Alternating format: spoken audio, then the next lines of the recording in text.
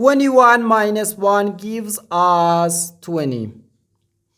And the 5 times 20 equals 100.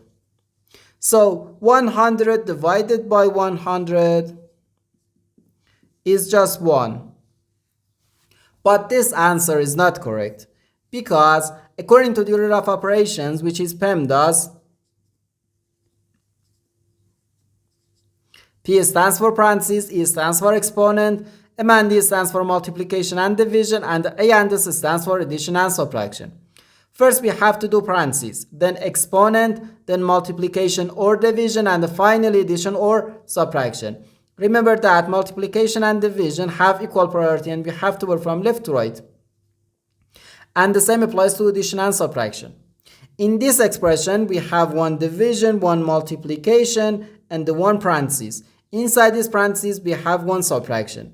Here we have a multiplication because in mathematics, when a number is placed next to parentheses, it means multiplication, and we usually don't write the multiplication sign for brevity.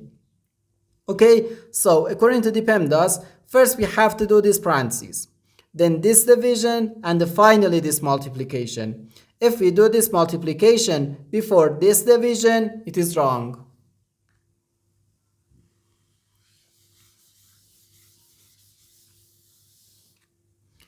So first we have to do this parentheses. Inside this parentheses, we have 21 minus 1, which equals 20.